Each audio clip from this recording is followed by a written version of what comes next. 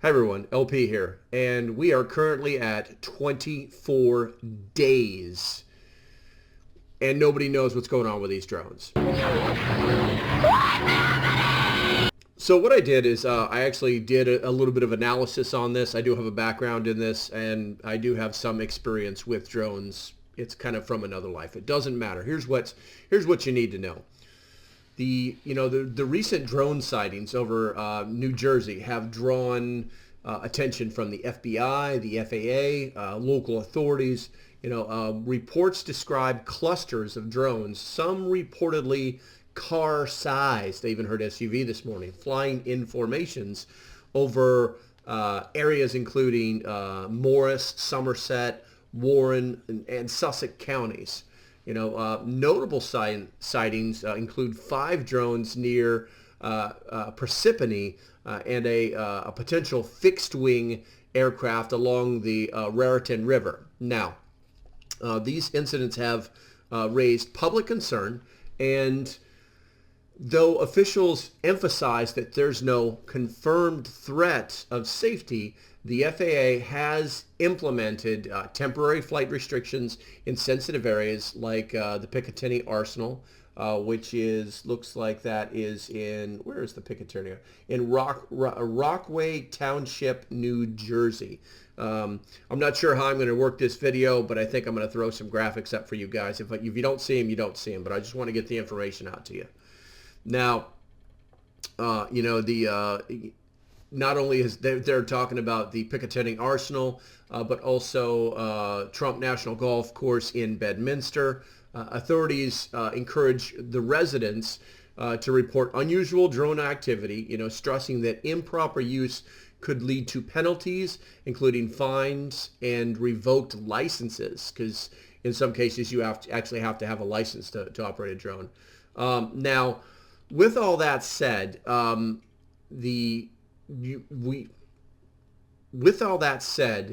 we need to take a deeper dive into this, and we're going to cover some large bullet points. I'm not going to bore you, but we're going to get into the facts. So first and foremost, unusual drone behavior. Drones only operate as they are intended to be.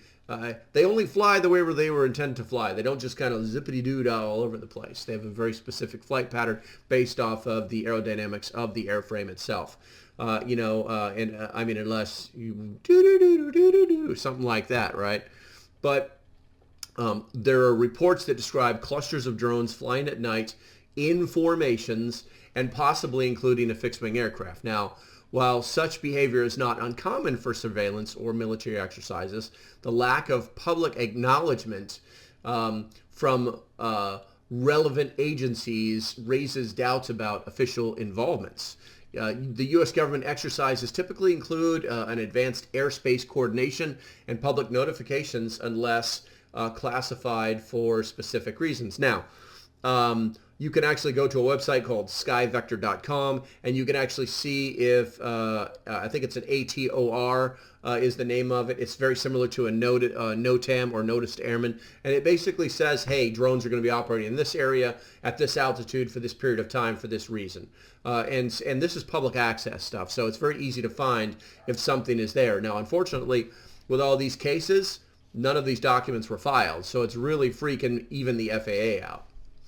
Now, the next thing is going to be lack of prior notification. Now, military or government drone operations in populated areas usually involve notifications to local law enforcement or specific advisory alerts like we were just talking about. No such notifications have been reported in these cases, which is unusual for routine or sanctioned government activity, making you go like, wait a minute, what's going on with the government? How come we don't know? Aren't they saying something? They seem to be a little retarded on this. With that said, the third thing that we need to think about is the nature of this investigation that's going on right now. So the FBI, the FAA, and local agencies like the New Jersey State Police are actively investigating, including implementing flight restrictions in areas like I was saying with the Picatinny Arsenal, and suggested that they do not control any drones in the area. So they're literally like plausible deniability. if the drones were government-oriented, these agencies would likely coordinate internally instead of conducting an external investigation. Kind of like, okay, guys, it was us. So we don't need any more investigations. We're really sorry, but it was us. And then, of course, they look at the white light, put my sunglasses on, stuff like that, right? But the other thing, too, is penalties and warnings. Now, the FAA has warned that unsafe drone activity leads to fines or revoked licenses. The proactive stance further implies the drones are not under the jurisdiction of the government agencies, but instead be unauthorized or operated by private or foreign entities. There's a lot of talk there in the prepper sphere, in the old interwebs, about different little weird, tinfoil hat ideas, okay? But what we have to do is we have to take all the data from those points and do what they call an extrapolation. Now, here's what I've come up with. So while the U.S. government operates drones domestically for military surveillance or research purposes, the absence of public accountability or internal coordination surrounding these events suggests an external actor. Potential explanations include hobbyists, corporations, or even foreign surveillance operations. The size and coordination of the drones could indicate a more sophisticated entity rather than individual operators. We have to go deeper down this rabbit hole if we really want to try and figure out where these things are coming from, okay? And I've got that broken down for you and a handful of little bullet points, which I'll explain to you pretty simply and kind of like make you think like, well, if it's not this, then it could be that, and here's why this. And so let's use that logic. Let's go down that logic train, all right?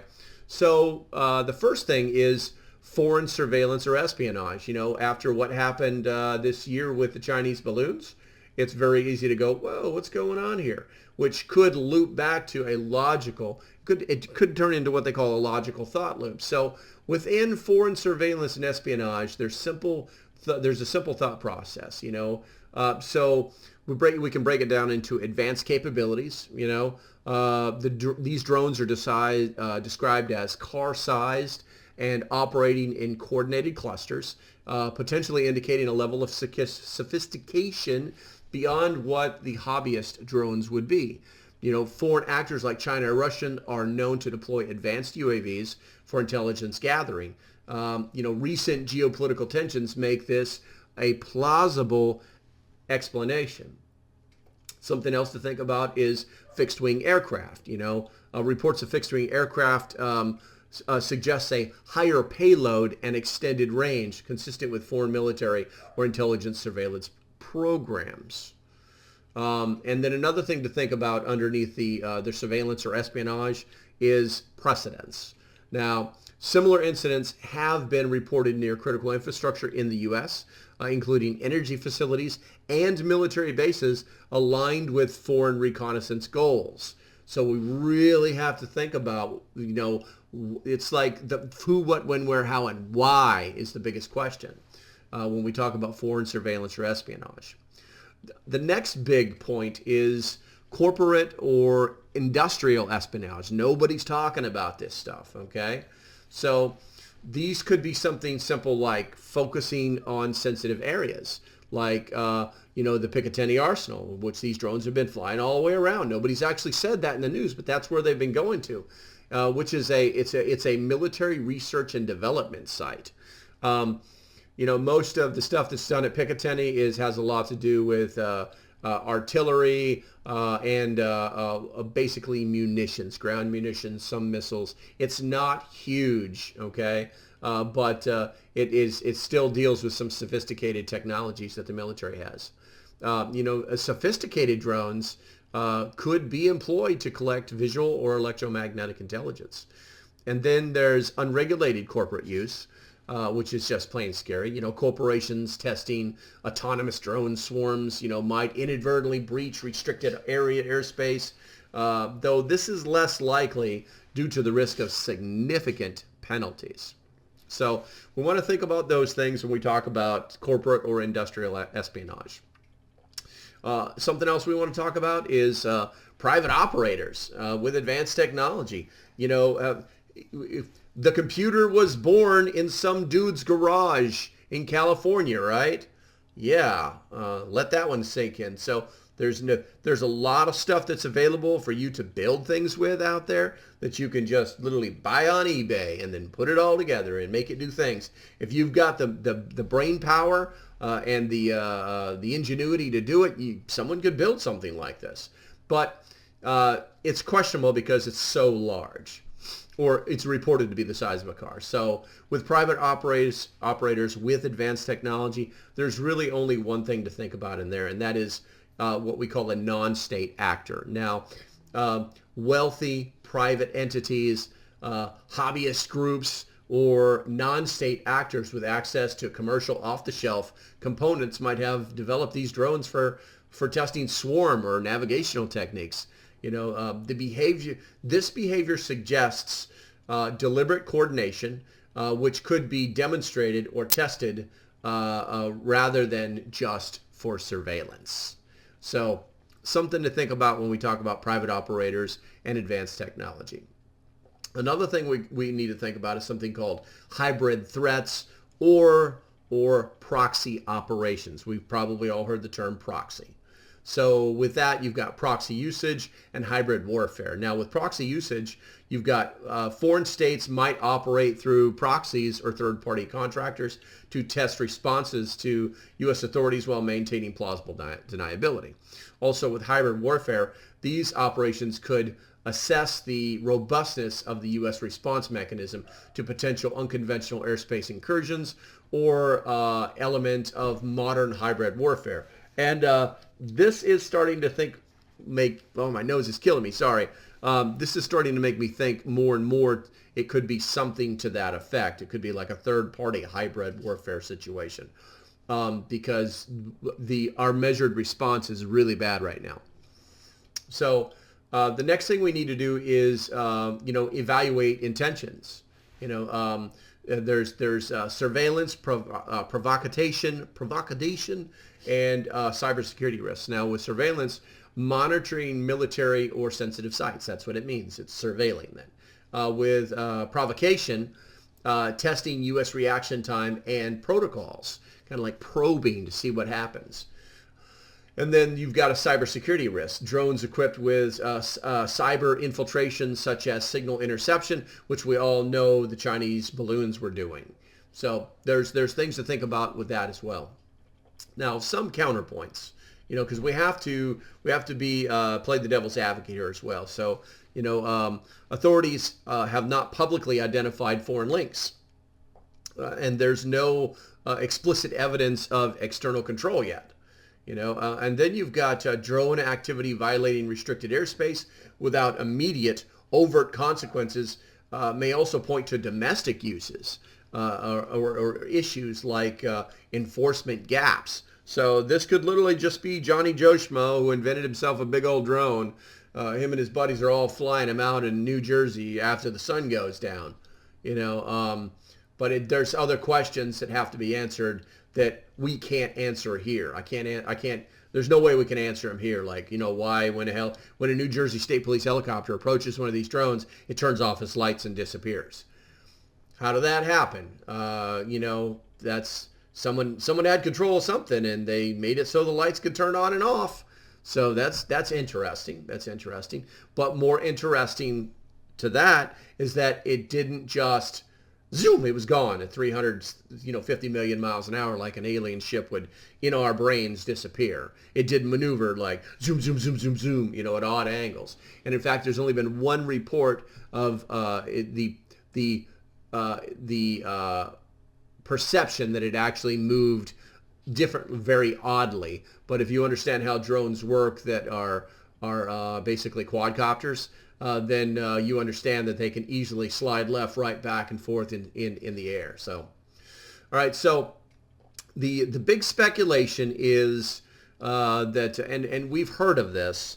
There's apparently someone in Congress who is up just saying, I have these great sources. about the Iranian mothership. And I'm just like, okay, so why haven't we shot it down? Why are we not actively surveilling if it is a because they say an Iranian mothership flew over last month. It's like, okay, that's interesting.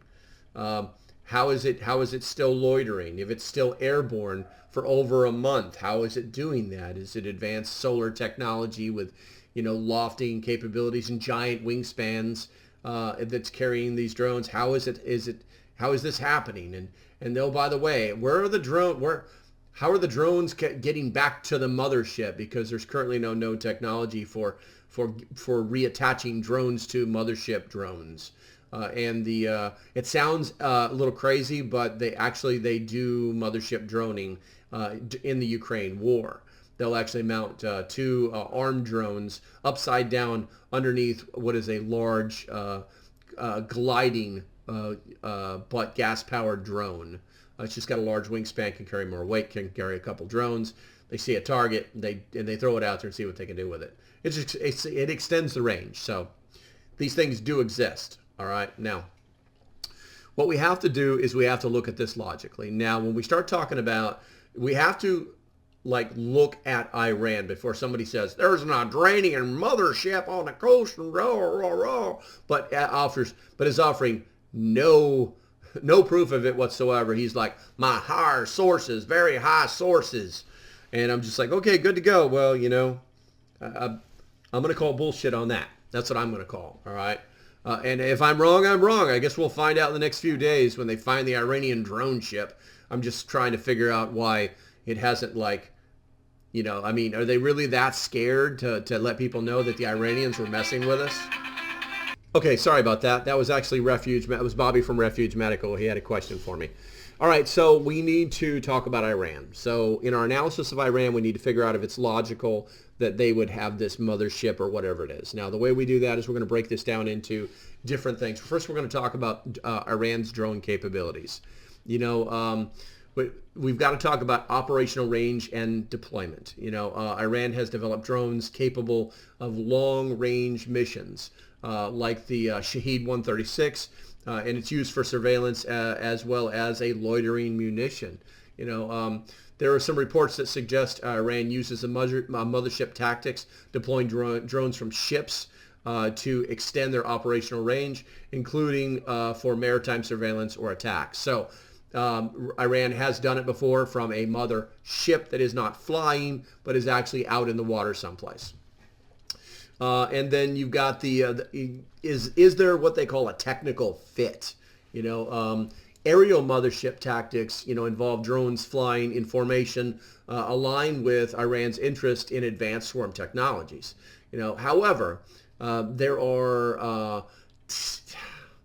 they're typically used in regional theaters, such as the Middle East, rather than directly over U.S. soil. And then you've got to look at something called historical precedents. So Iran used its drones for regional espionage and provocation, but has not shown the logistical capability of risk or the risk appetite for direct incursions into the heavily monitored U.S. airspace, which is ironic because apparently nobody can see these things on radar reportedly. And then the distance from Iran to the U.S. would require either extraordinary logistics or clandestine operations, such as smuggling drones closer to the U.S. borders. Now, we should probably try and do a contextual analysis of the New Jersey drone sightings. Some strategic intent should be thought about, targeting sites like the Picatinny Arsenal or high-profile infrastructure could align with espionage objectives. However, no Iranian drone has been directly linked to the activities in the U.S., and using such overt tactics could invite severe retaliation. And then you've got to look at something called response dynamics. The reported drones appear car-sized and organized, which matches a sophisticated operation, but could also implicate other actors, indicating state-level entities like China or Russia, which are geographically and logistically better positioned. Now, with all that said, we have to do what they call is a to try to like, let's figure this out. It might do this, it might do that, but we need to do a probability estimation. So currently it's a low probability that there's an Iran mothership someplace, or these are Iranians. I'm not saying it's impossible. I'm just saying the probability is kind of low. Now, the reason is because there's a couple of things. There's what they call the challenges of them doing this, as well as the evidence gap. Now, with challenges, the operational logistics for deploying drones from Iran motherships near the U.S. are immense. Detection risk is extremely high, and Iran's typical strategy prioritizes proxy operations in less fortified areas like the Middle East. Now, the evidence gap is kind of clear. There are no direct links between Iran and the sightings emerging at all, and such an overt action would mark a drastic departure from the estimated modus operandi of the Iranians. Basically, they don't act like this. And then we've got to look outside the box. So there are higher probabilities. There's a 40 to 50% chance that states like China or Russia would advance with advanced drone programs and a history of probing U.S. defenses are more plausible suspects. They have both the capabilities and intent to test U.S. response mechanisms covertly. So they want to find out how we're going to react, but they don't really want people to know exactly what happened. So wrapping this up all into a neat little sandwich for you guys to chew on, because if you're still here, you want to know what I think. So let's conclude with, while the Iranian drone program is advanced, okay, logistics and geopolitical factors make their involvement in these sightings unlikely compared to other actors. The sightings could represent domestic or other foreign activities rather than the Iranian mothership tactics.